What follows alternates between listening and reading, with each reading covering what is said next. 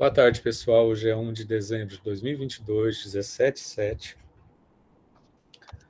Estamos aqui começando a nossa atividade de hoje. E semana passada a gente não teve por causa do jogo da Copa do Mundo do Brasil. Então estaremos acompanhando se teremos jogos, né? Mas a gente informando para quem está também online, né? No YouTube. A gente está estendendo o nosso encontro até 15 de dezembro para repor. E aí depois a gente só retorna no dia, acabei de falar, só retorna no dia 9 de janeiro, tá? Para a gente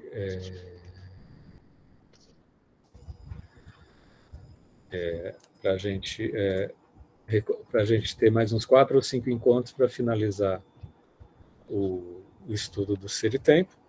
Estamos já na reta final. E, ao mesmo tempo, eu e o Guilherme e a monitora Marcela, a gente vai montar projetos de 2023 para a gente estudar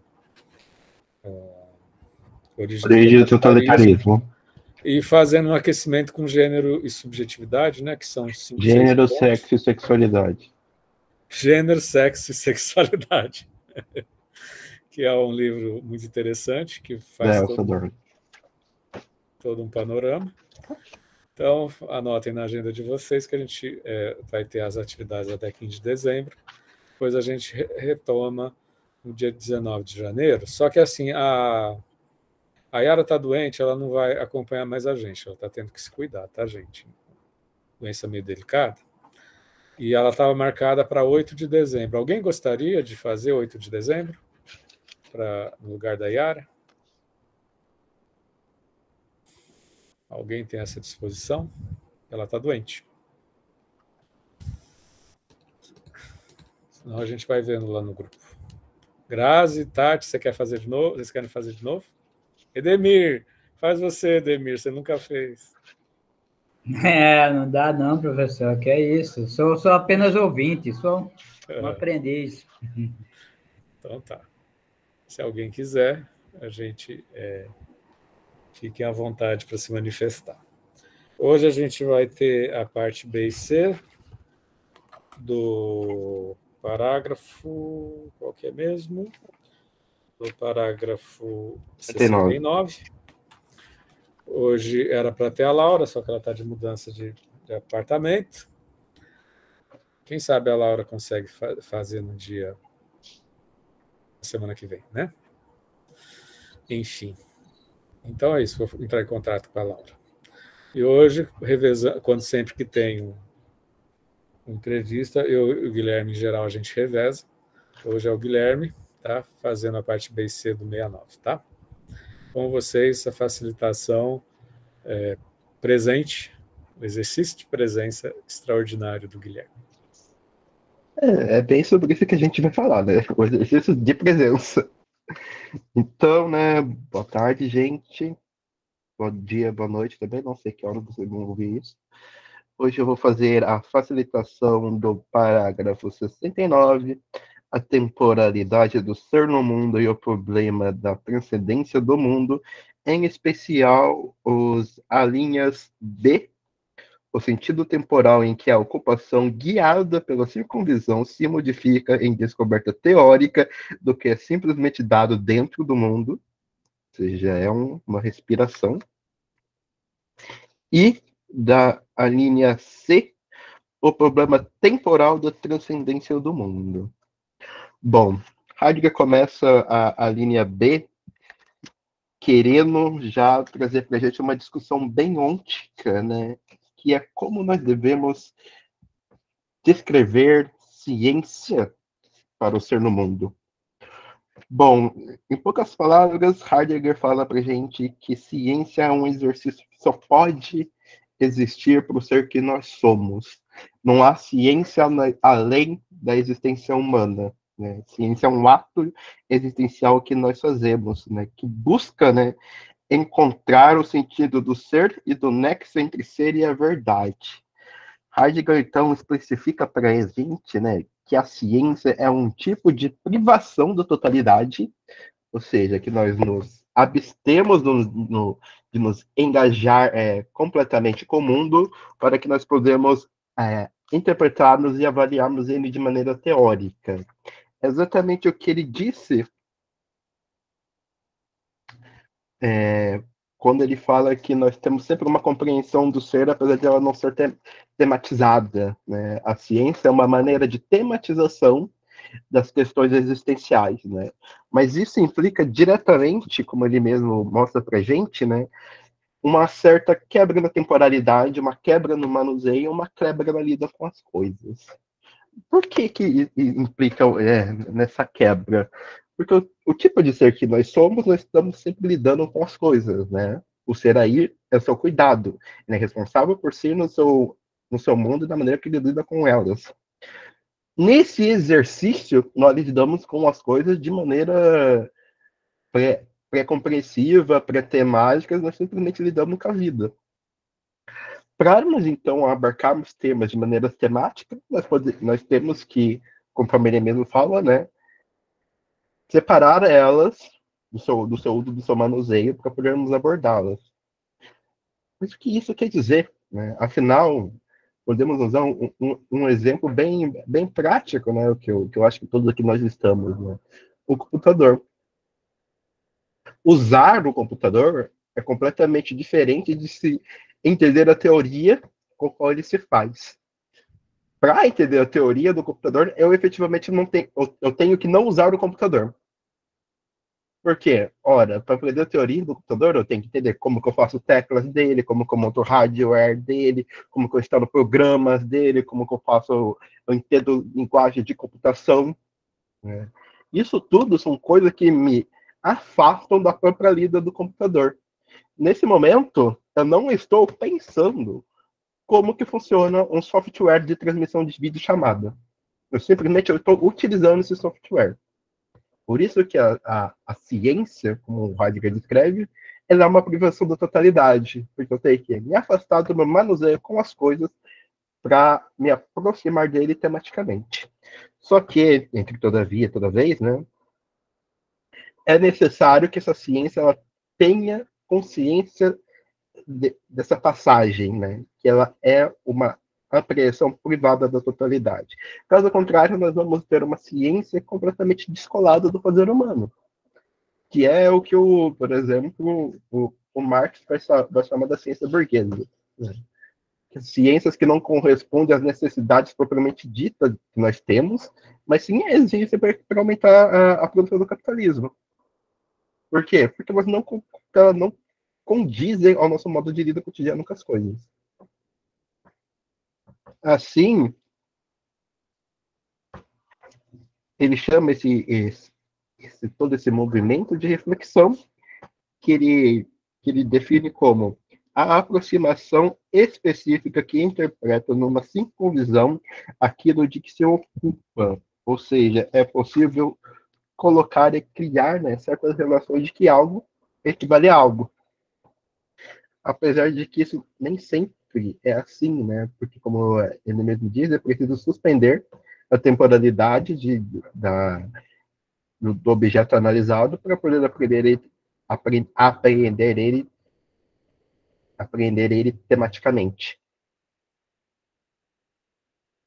Assim, né, nessa circunvisão, entra um pequeno problema, que o interpelado, ou seja, o como se é, já deve ser compreendido como isto ou aquilo. É algo que o Heidegger, daqui, ele vai fazer um trabalho muito mais interessante no seminário de Zólico. Ele fala que a ciência natural, ela não questiona os seus próprios pressupostos. Ou seja, a psicologia, ela só se interessa pela psique. A biologia, ela só se interessa pelo aquilo que é biológico. A matemática, ela só se interessa por aquilo que concerne a matemática.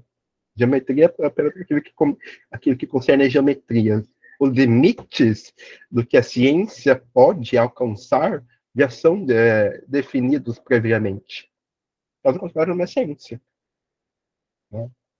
O problema disso é que ela não produz um conhecimento que ela não produz o conhecimento. Com licença.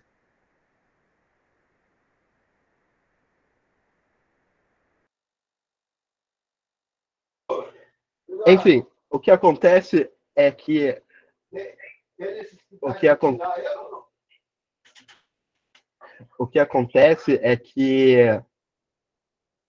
não se pode ultrapassar os limites da compreensão daquilo que a ciência estabelece.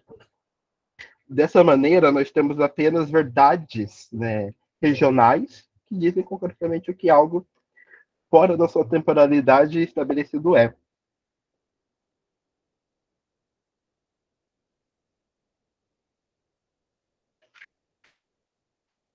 Por isso que nós temos uma retomada ao que o Heidegger fala no começo do Ser e Tempo, que era tomar os entes como substâncias dotadas de propriedades. Né? Um livro ele não tem peso da maneira que nós temos massa, né? Pensando na questão de gramas ou coisas assim. O livro é para ser lido. Mas suspendendo o fato de que eu preciso levantar isso, eu consigo atribuir gramas a ele. Mas não é isso que define um livro. O livro está aqui para ser lido. Indiferente do tipo de letras, do tipo de papel feito, do tipo do peso que ele tem. Né? Isso também isso é a propriedade que o livro tem, mas é uma propriedade restrita, que ela desaparece no manuseio, mas aparece quando nós lidamos com ele tematicamente.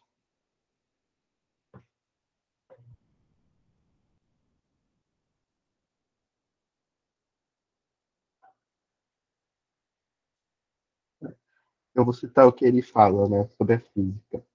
No iniciado físico, o martelo é pesado, não apenas se deixa de ver o caráter de ferramenta deficiente que veio ao encontro, mas também o que pertence a todo o instrumento à mão a saber o seu lugar. Este se torna indiferente, não um cliente simplesmente dado para o seu lugar. O lugar se transforma em posição no espaço e no tempo, em um ponto do mundo, que não se distingue de nenhum outro. E eis uma outra propriedade da ciência, né? O que vale aqui deve valer em todo e qualquer lugar. Indiferente das suas complexidades, né, individuais, que se aplicam no seu contexto regional. Aí nós temos algo muito interessante, né, que é, por exemplo, pensarmos dentro disso a questão de gênero. Né?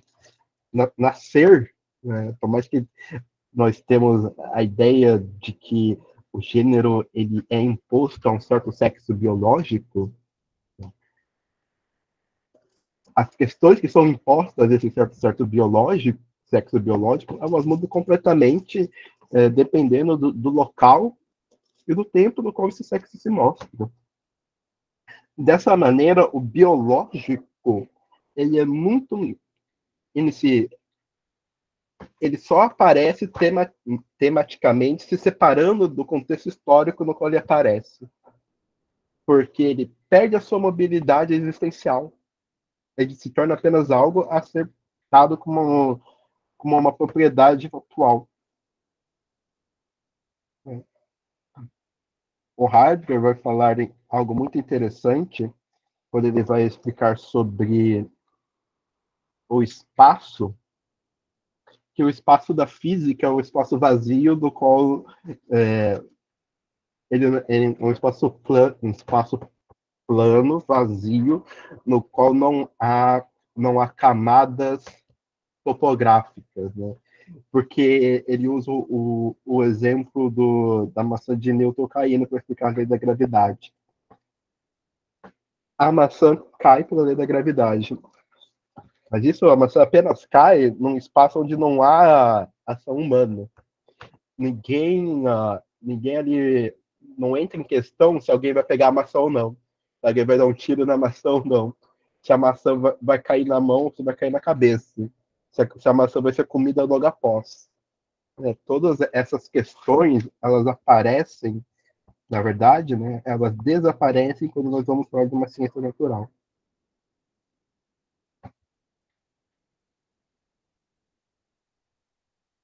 Mais interessante ainda, ele vai falar para o final da linha, né? Que para a ciência aparecer, um mundo já lhe deve ter sido aberto. Ou seja, né, nós estamos falando aqui desde o começo, né, da noção de ser no mundo.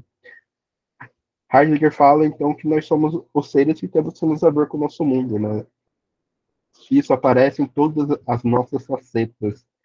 Dessa questão, eu acho que é muito interessante pensar, né?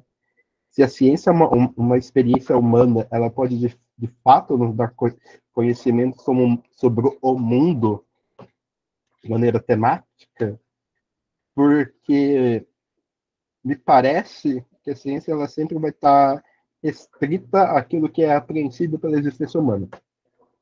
Assim, nós não temos, a ciência ela não pode alcançar esse ardor que ela tem de ter um conhecimento único e indelével, que ela vai estar sempre podendo apenas alcançar aquilo que é experienciável por nós.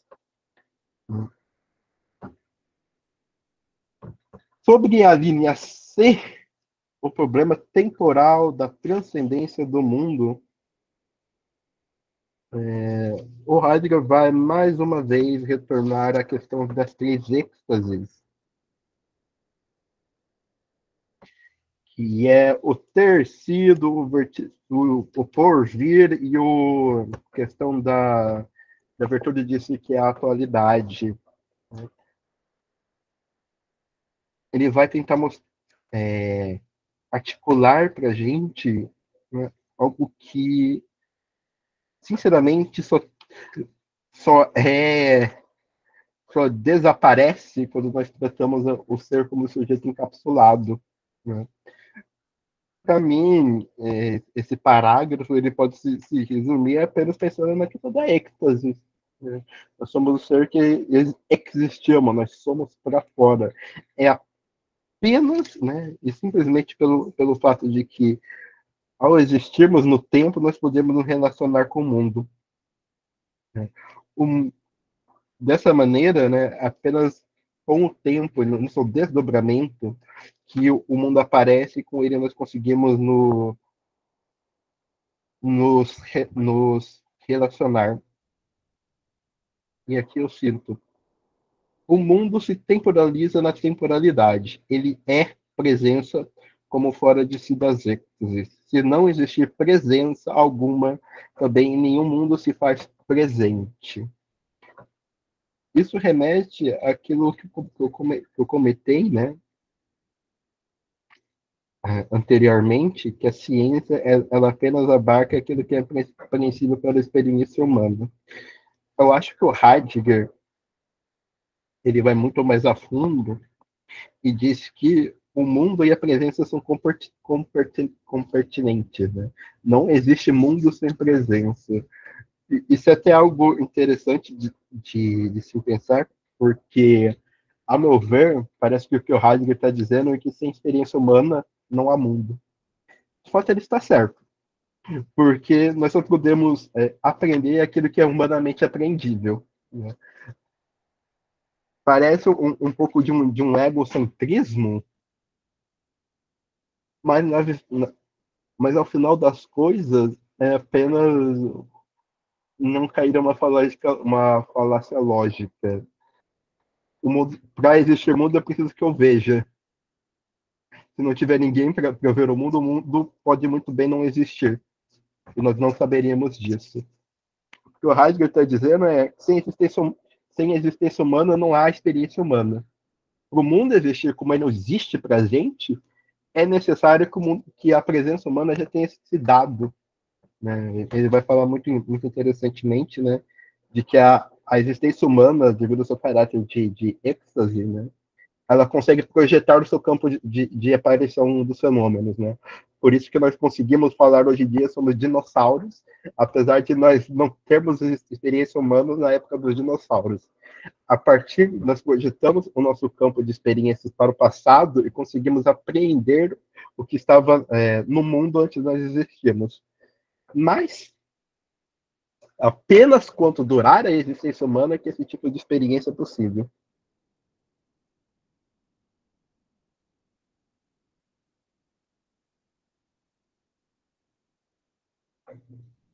Eu gostaria, né, para terminar, deixar esse parágrafo que eu fiquei pensando para ele, com ele bastante, que é muito interessante de se refletir. Concebendo ontologicamente o sujeito como presença que existe e cujo ser está fundado na temporalidade, deve-se então dizer: mundo é, entre aspas, subjetivo. Mas do ponto de vista temporal transcendente, esse mundo subjetivo é mais objetivo que qualquer objeto possível. Eu acho isso de um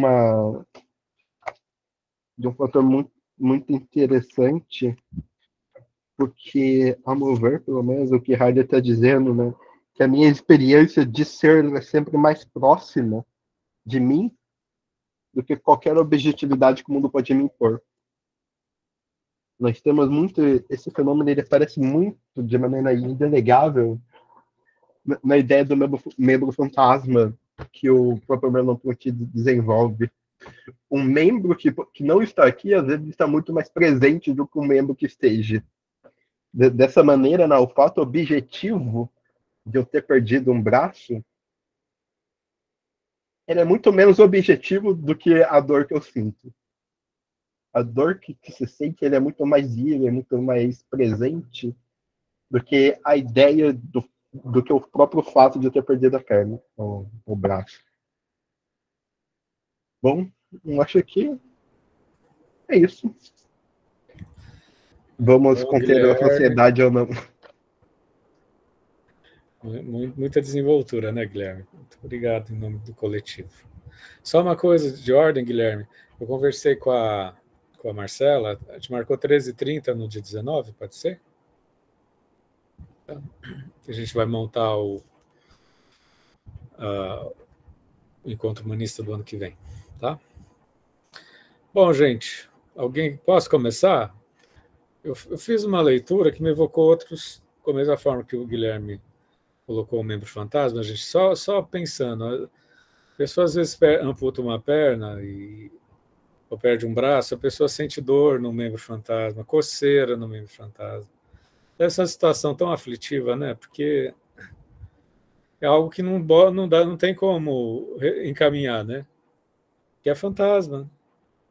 Como é que a pessoa vai coçar um membro fantasma, né? Como é que a pessoa vai aliviar uma dor que está sentindo num braço que não existe? Enfim, né? É uma experiência. Aí mostra como a presença é um campo, né? Não é uma carne, né? É um campo, não é você objetivar que teu braço é um braço. Teu braço é um campo fenomênico, né? Mesmo quando a pessoa perde,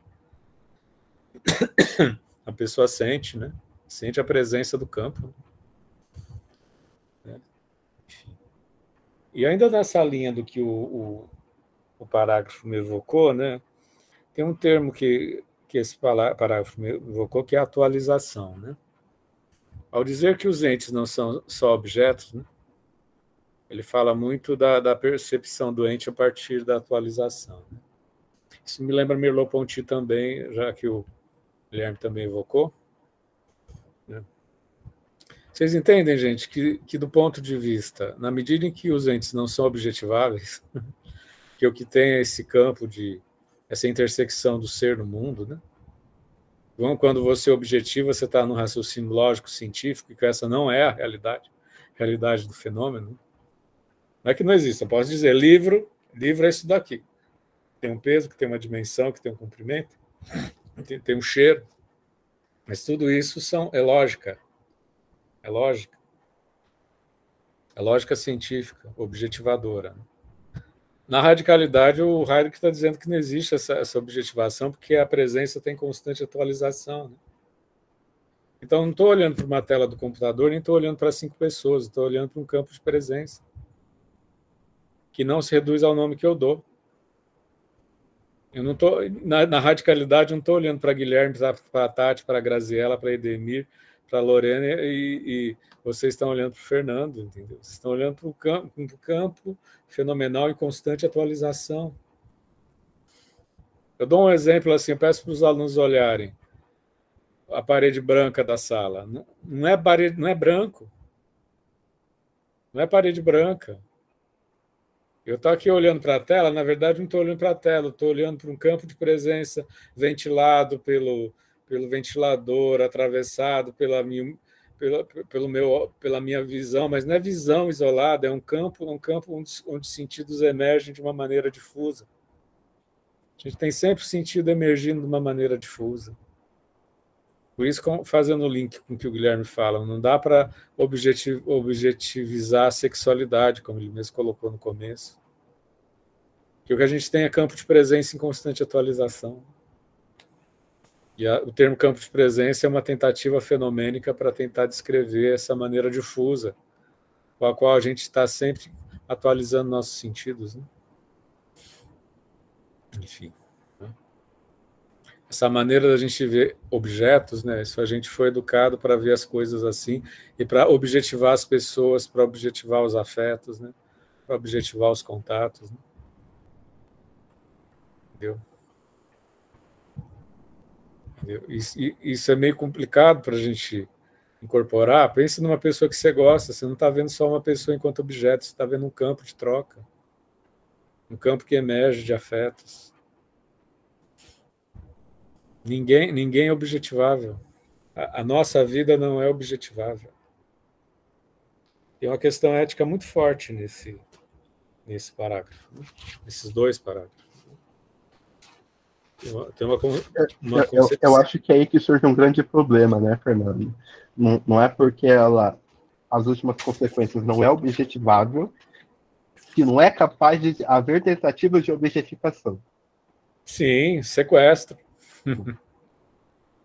É o sequestro das ciências.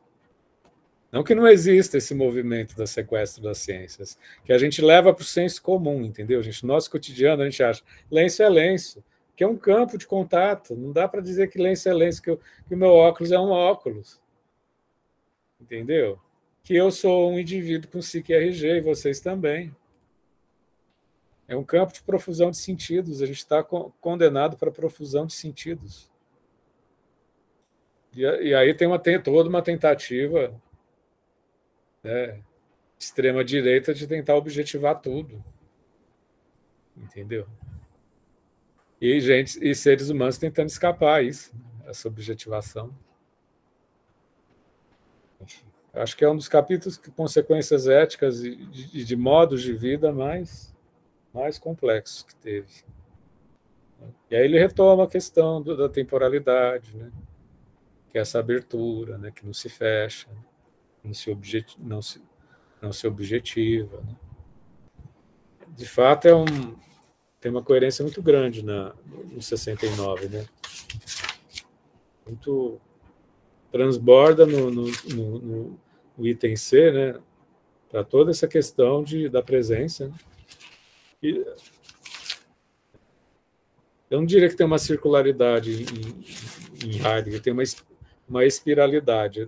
Parece que ele volta no mesmo tempo, mas ele já volta numa outra escala, né? Um outro lançamento. Né? Quando ele fecha um parágrafo com algumas ideias que ele trouxe lá atrás, ele está, de fato, dando uma volta numa espiral, né? A tentar trazer uma imagem que a gente consegue imaginar, porque também espiral eu acho que é muito pouco para Heidegger, né? A gente um transbordamento, assim. Né? Acho que é muito forte isso para a experiência ética de ler o Heidegger, né? Entenda? Não é da ordem da racionalidade, né? Ele está dizendo que objetos não existem. Que a ciência, a gente está acostumado o tempo inteiro a tomar consciência da vida a partir de objetos, e que isso tudo é uma ilusão.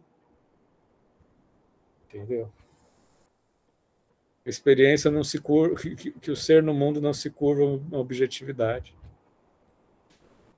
Por isso que a ideia de mundo não existe, porque o mundo, quando a gente fala mundo, a gente tende a transformar a ideia de mundo num objeto mundo. Por isso que o mundo só existe quando em função da existência do homem, porque é um campo de presença que se abre. O dia que o homem se extinguir, vai existir alguma outra coisa que não seja o mundo como a gente tem ciência.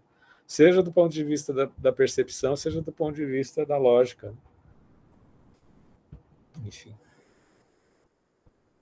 E a leitura vai intensificando esse tipo de proposição.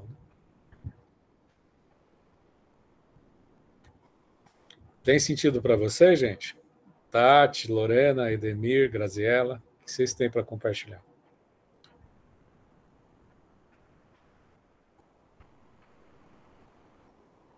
Oi? Está todo mundo com a janelinha fechada, só eu que estou aberto. Oi?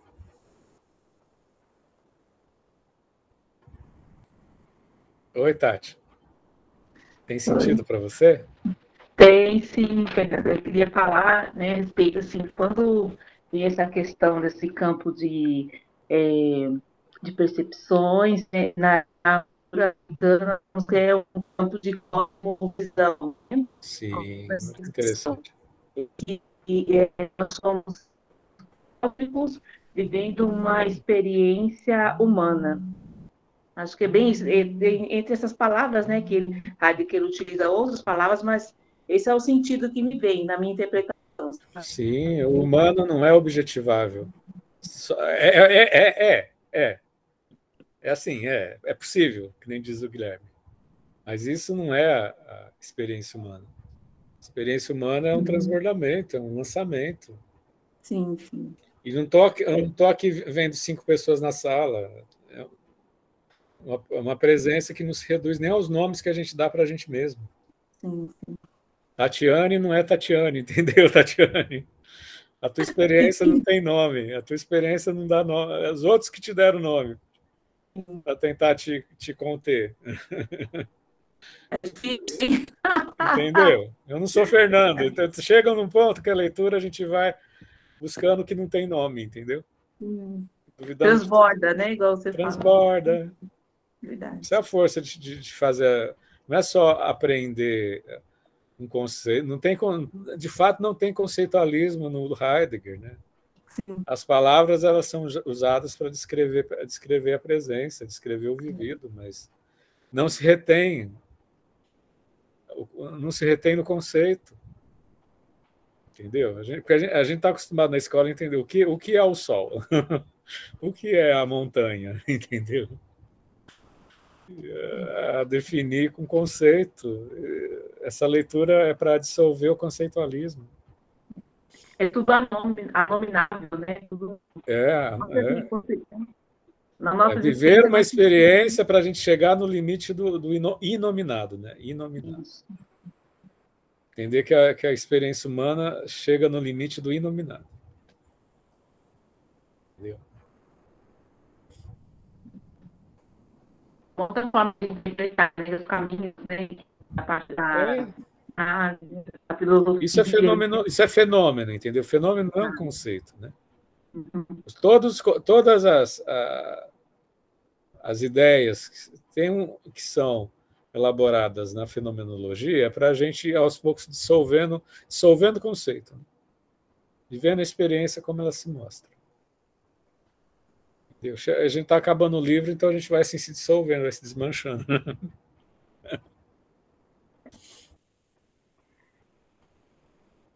Mais alguém quer compartilhar alguma coisa?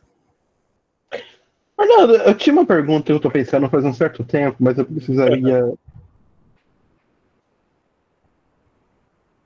que você me iluminasse. Assim, eu sou heideggeriano demais para pensar em qualquer coisa relacionada à subjetividade. Eu gostaria de lançar tanto uma pergunta como uma provocação, né? O que de fato são processos de subjetivação? Porque aí você está fazendo a ponte com Foucault, né? Porque é isso que me parece que vem me revirar a cabeça, né? Sim, mas ao meu entender, projetos de subjetivação são formações de um certo tipo de subjetividade. Sim. Né? Mas eu só consigo entender isso como uma experiência sem fenômeno, sabe? Parece que quando você fala em processo de subjetivação, você está falando de algo que simplesmente acontece, sem ter uma necessidade de um acontecimento ou de uma experiência fenomenal. O que eu gostaria de dizer, o que eu gostaria de saber é, dentro de um... O que Heidegger fala? A gente apropria do mundo de maneira imprópria. O mundo que diz pra gente o que nós deveríamos ser. Isso não é bom, isso não é ruim. Né? Ele simplesmente não dá as instruções de como nós devemos nos comportar, nós devemos agir. Qual que seria a diferença entre isso e um processo de subjetivação? Olha, pergunta muito pertinente e eu acho que eu posso compor com você. Isso daí é tema sempre que eu dou um curso na pós, ou mesmo uma eletiva na graduação, isso aparece. Então, vamos colocar do ponto de vista que... Vamos supor que exista uma gradação de epistemes, né, a ponto de afetar a concepção do que seja o ser, do que seja o sujeito, entendeu? Que a subjetivação seria um degrau mais elaborado. Tem que partir desse pressuposto, né? Porque a gente tem que entender, tem que supor que as noções de sujeito sejam mais elaboradas em Foucault, que a esquizoanálise também veio compor junto com Foucault, entendeu? Que seriam os pensamentos de Borda no horizonte do século XXI, né? Tem que pressupor disso, tá? Que isso traz em si no seu bojo uma certa arrogância, né? De quem pressupõe, né? Para achar que, entendeu? Para entender isso de conversa. A questão é, se você já pressupõe, você já não está fenomenologia.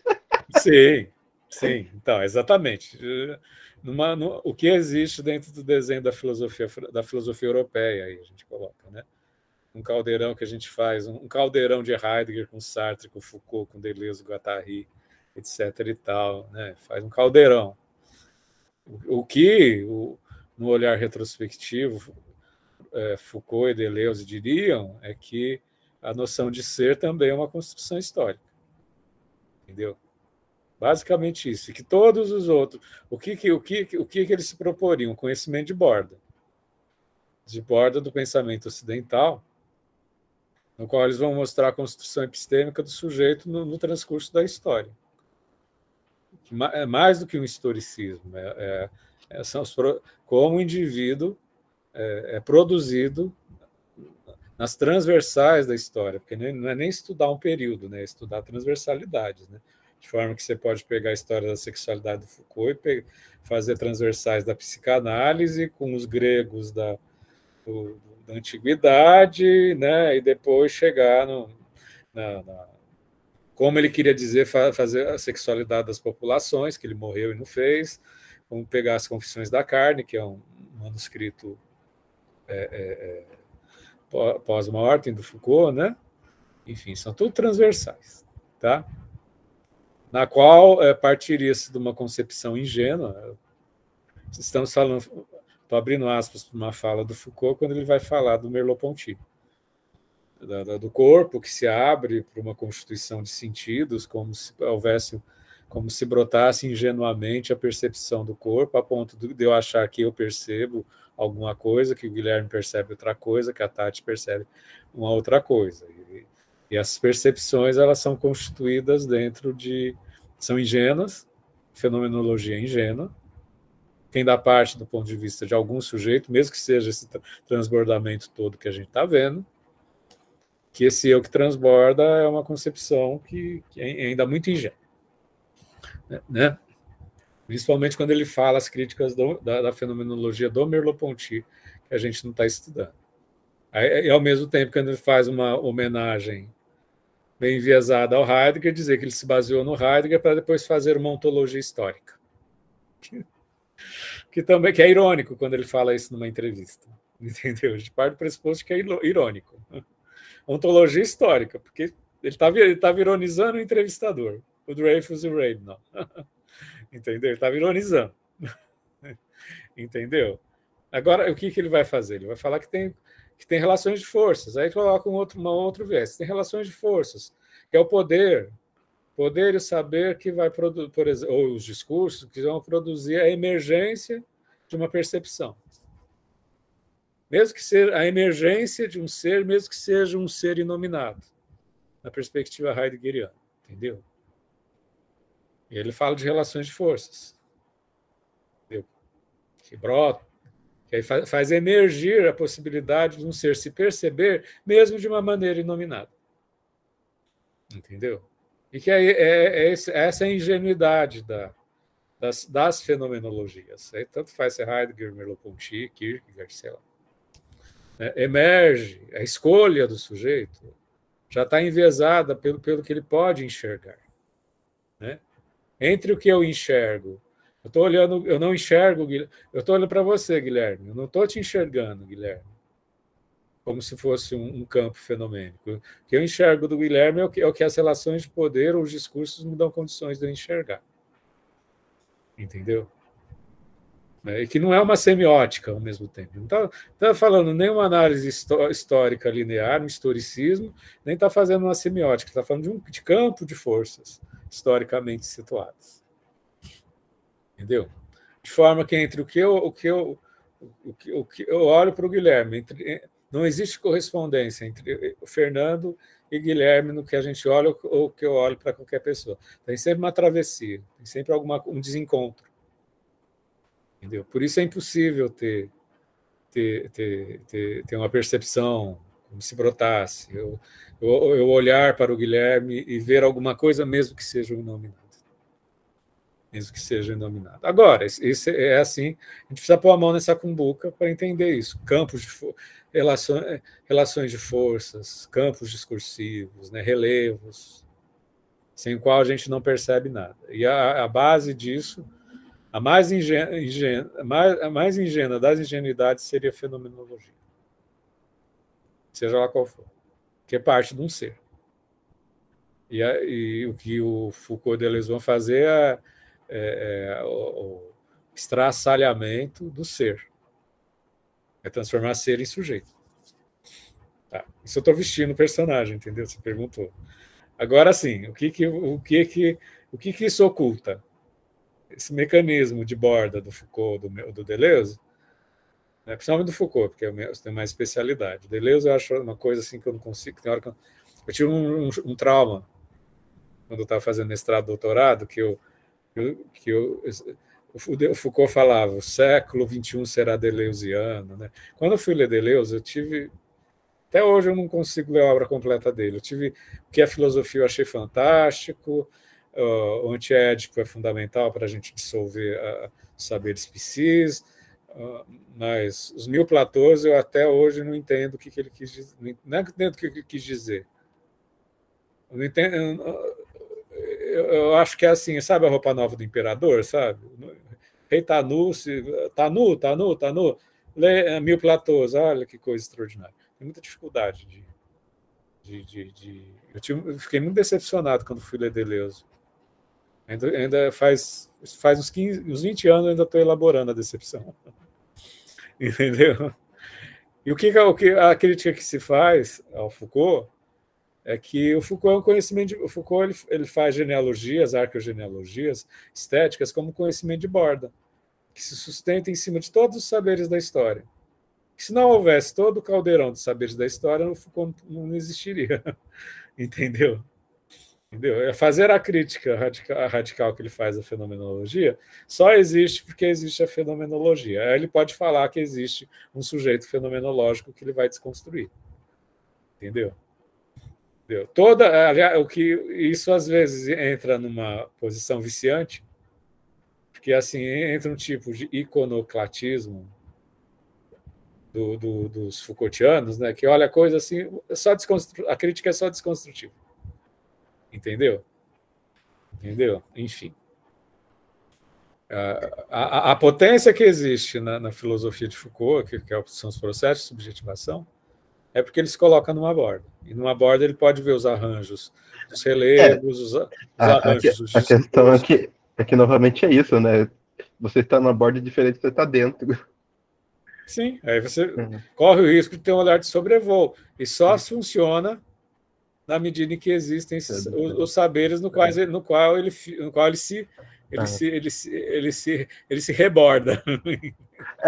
Porque pelo que você me parece, o Foucault se aproxima muito do Bisanger, na questão que ele leu a estrutura do ser aí, mas está tentando encaixar ele na estrutura do sujeito, sabe? Sim.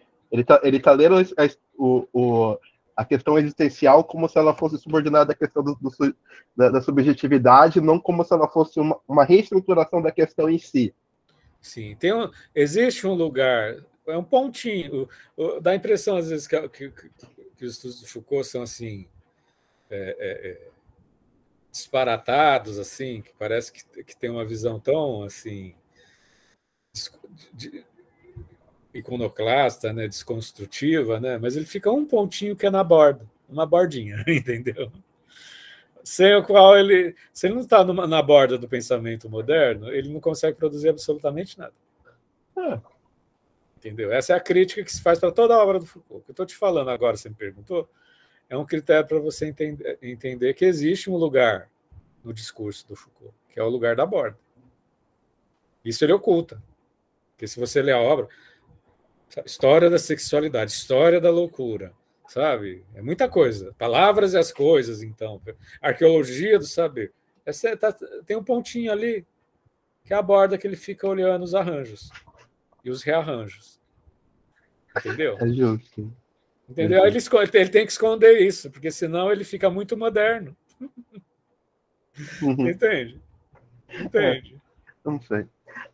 Sabe, eu entendo a necessidade desses tipos de discussões, mas eu sou fenomenólogo de Não, mas a questão é que eu tendo a ler sujeito como ser sem peso e subjetivação como experiência sem fenômeno, sabe? Aquele tipo de experiência que você tem sem ter experiência, é só aquele tipo de coisa que não tem peso. Me parece assim, que se torna um ser que é apenas afetado pelo que acontece com ele, e ele não tem nada a dizer com isso. Ele é vítima da situação. Agora sim, Guilherme, vamos falar do ponto de vista das estratégias sociopolíticas. A fenomenologia ela tem uma desconstrução ética maravilhosa, porque isso que a gente acabou de conversar hoje, né? A fenomenologia heideggeriana, quando diz que você mesmo se apropriou no começo da fala, citar o exemplo da sexualidade. Não existe esse ente, sexualidade objetivável, que são presenças e trocas e relevos de percepções intersubjetivas, né? Enfim, isso tem um efeito político, né? na valoração do que o indivíduo sente, na potencialização das suas escolhas e a partir do seu olhar perspectivo contra o totalitarismo. Entendeu? Da mesma forma, quando não existiria as vozes plurais que a gente tem, eu sou capaz de ser radical nessa fala. Foucault foi muito fundamental no sentido na medida em que tudo são arranjos discursivos ou relações de poder, isso dá condições das minorias ou das pessoas que são excluídas, das pessoas que são violentadas na história, estigmatizadas há milênios, de mostrar que isso são arranjos discursivos e se apropriarem nas suas diferenças, entendeu? Eu vejo duas potências estratégicas que a gente pode fazer, tanto no sentido do acolhimento, da percepção, que é uma coisa mais de um colo, não é que eu percebo, você pode perceber-se, entendeu? Como no sentido dos arranjos históricos, de dizer que, tá bom, a pessoa é negra, é um arranjo histórico, a pessoa é LGBTQIA+, é um arranjo histórico, a pessoa é judia, é um arranjo histórico, a pessoa tem uma religião que não é heterodoxa, é um arranjo histórico, e afirmar as diferenças, entendeu? É que você é mais novo do que eu. Eu fui descobrir Foucault com 28 anos. Eu lhe garanto que antes da emergência, isso foi anos 90. O Brasil estava descobrindo Foucault. Né? Entendeu? Eu estava nascendo. O que tinha na sala de aula era o estruturalismo marxista, era o estruturalismo do Lévi-Strauss, de falar de estruturas, o psicologismo, o sociologismo, Aí, nesse sentido, vinha a fenomenologia, que também, naquele momento, estava numa baixa, entendeu? Porque parecia, entendeu? Que era assim, diante do marxismo, das concepções estruturalistas. Então, tudo era uma discursividade estruturalista das relações sociais. Onde está a singularidade, assim, entendeu? Estaria no Jung, sabe? Entendeu? Que também era despolitizar, era considerado naquele momento despolitizar, né? Falar de arquétipo, falar de singularidade no momento de saída da ditadura militar, entendeu? Aí veio Foucault, que deu assim, instrumental para um mundo de vozes. E num efeito colateral maravilhoso, que aí as pessoas tiveram que se perceber. Isso fortaleceu a fenomenologia. Entendeu? Eu vejo, não é à toa que ele elogiava Heidegger.